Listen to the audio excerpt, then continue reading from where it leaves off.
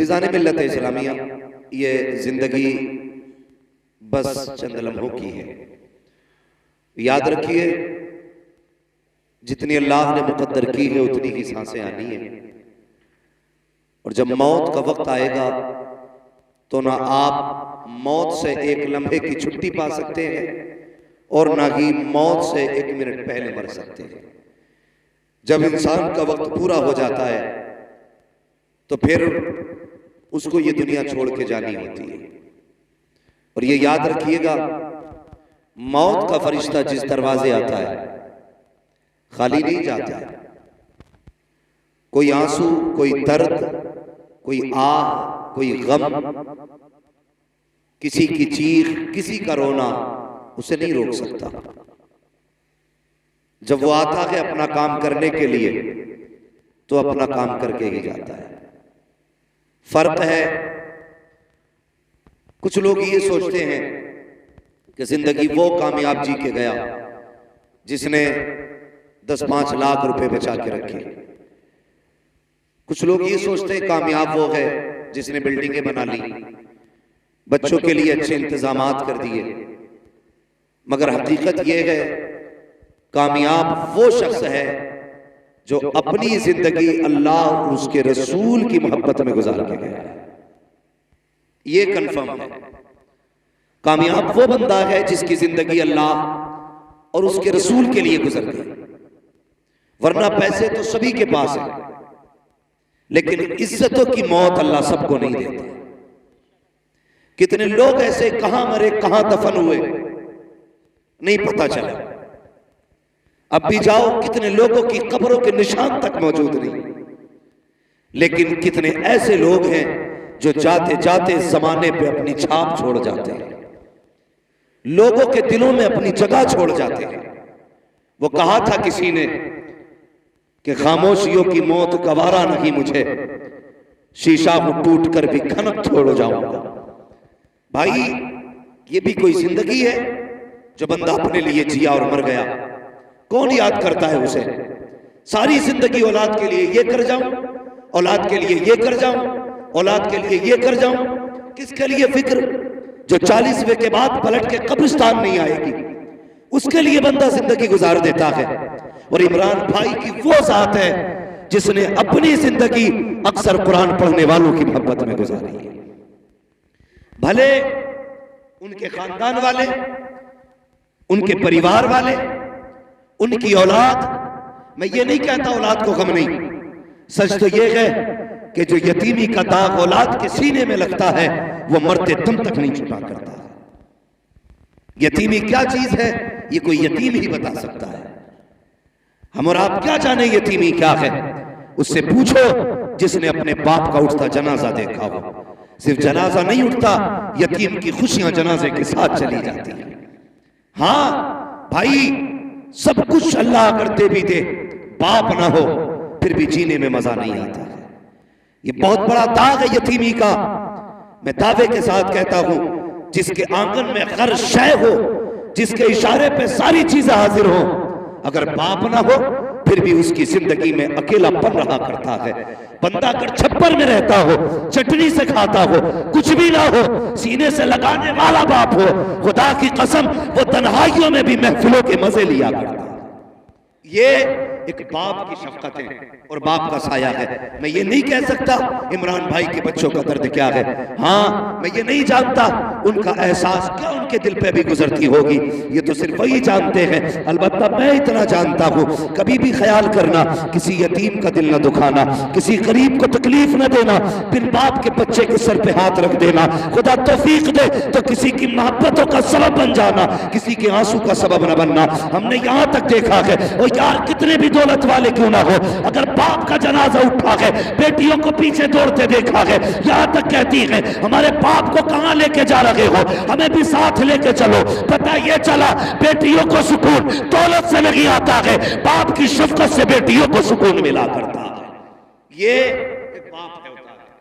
मैं ये नहीं कहता कि बेटों पे क्या गुजरी है कि नहीं गुजरी है, लेकिन याद रखिएगा वक्त एक ऐसा मरहम है जो गुजरते गुजरते हर जख्म का इलाज कर जाता है। हाँ, हम अपने बुजुर्गों को देखें जो हमसे पहले चले गए, वो क्या लेके आए थे? जमीन लाए थे वो मां के पेट से? बोले, आप भी बोले पीछे वाले, जमीन लेके पैदा हुआ कोई? पैसा लेके कोई लेके जाएगा? अगर शक हो तो जाके अब्बा की कब्र पे पूछना अपने, क्या लेके गए थे, क्या लेके आए? जवाब आएगा, खाली हाथ आए थे और खाली हाथ गए। इतना फर्क हुआ है, जब दुनिया में आए थे तो मुट्ठी बंद थी, जब दुनिया से गए तो वो भी खुल चुकी थी। ये शक भी खत्म हो चुका था कि अब हाथों में कुछ नहीं है, सबको ऐसे ही चले जाना था।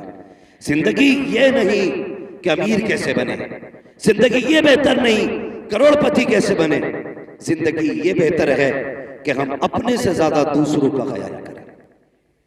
असल जिंदगी ये है, अपनों से ज्यादा दूसरों का ख्याल करना, यह असल जिंदगी है। कई बार लोग कहते हैं नहीं जी उसके पास इतना, वो कुछ नहीं कर रहा, मेरे पास तो है नहीं, मैं क्या कर सकता हूं?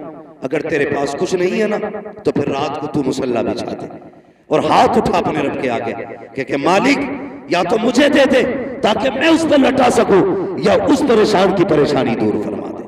अगर आप पैसा नहीं दे सकते दुआ तो दे सकते हो ना, दे सकते हो ना। अगर खाली हाथ भी हो तो दुआएं दे दो। ये आदत भाई इमरान साहब में थी, इमरान साहब में थी। ये चंद बातें मुझे जो बताई हैं, हजरत ने बताई, क्या उनकी आदत थी।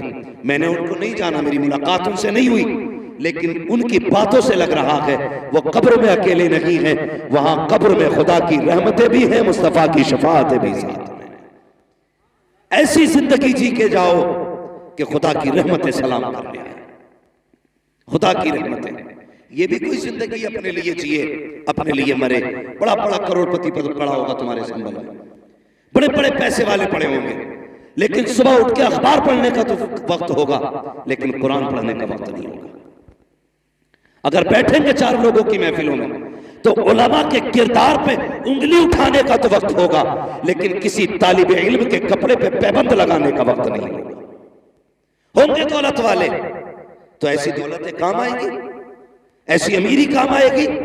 दौलत वही काम आती है जो दौलत अल्लाह और उसके रसूल के नाम पर खर्च की जाती है, और ये दौलतें हर एक को मैसर नहीं होती, ये किस्मत से लोगों को मिला करती है दौलतें भी। अल्लाह से जब भी मांगा करो दौलत उस्मानी मांगा करो। और मेरी आपसे गुजारिश है, हर कदम पे मौत के लिए तैयार रहिएगा, हर लम्हा हर सांस मौत के लिए तैयार रहिएगा। कब किसकी आ जाए कुछ नहीं पता। यही संभल का वाकया था, कुछ बच्चे किसी जलसे में गए थे बाइक पे बैठ करके, इसी इलाके की बात थी। हाँ, 3 लोग गालिबन एक बाइक पे थे, शाहबाद बिलारी की प्रोग्राम में गए थे, पलट के आ रहे थे गालिबन, हादसे में ऐसा झटका दिया कि 2 मौतें हुई और मिनटों के अंदर खुशियां छिन गई। सेकंड नहीं लगे, सब कुछ बदल डाला। तैयार रहा करो मौत के लिए। हालात इतने कशीदा हो चुके हैं कि कुछ कहा नहीं जा सकता कि कब किसकी सांस कहां ठहर जाए। मैं इसलिए कहता हूं उजाले अपनी यादों के हमारे साथ रहने दो, न जाने किस गली में जिंदगी की शाम हो जाए। अपनी जिंदगी ऐसी गुजार लो कि किसी भी वक्त अगर मौत का सामना करना पड़े तो हमें अफसोस ना हो, हंसते हंसते दुनिया से जाए। ऐसी जिंदगी गुजार के जाइए। तकलीफ होती है, ये हमारा मुआशरा है, ये हमारी कौम बैठी हुई है। अभी 10 मुहर्रम को गुजरात से पटना जा रहा था, तो पटना एयरपोर्ट से जब निकले रास्ते में लोग कलमा पढ़ने वाले, टोपियां भी थी, कुछ भांग पिए हुए थे, कुछ नशे में थे और करबला वालों के नाम के नारे लगा रहे थे। शर्म आती है। डॉक्टर इकबाल ने क्या कहा था, यूं तो सैयद भी हो, मिर्जा भी हो, अफगान भी हो, तुम सभी कुछ हो बताओ कि मुसलमान भी। हाँ, अभी तक शराब पी के हुसैन के नाम के नारे लगाने को हम सबसे बड़ी सुन्नियत कह रहे हैं और कुफ्र अपनी चाल चल चुका है। डॉक्टर इकबाल की ये बात याद रखना, न संभलोगे तुम मिट जाओगे हिंदी मुसलमानों, तुम्हारी दास्तां तक भी ना होगी दास्तानों में। होश के नाखून लो, बदलो अपने आप को वक्त के साथ, वरना वो दिन दूर नहीं है कोई तुम्हारा नाम लेने वाला नसीब नहीं होगा। इसलिए होश में आने की जरूरत क्या है? सही दीन है, जो सही दीन है उसको तलाश करो, जो सही दीन है उस पर अमल करने की कोशिश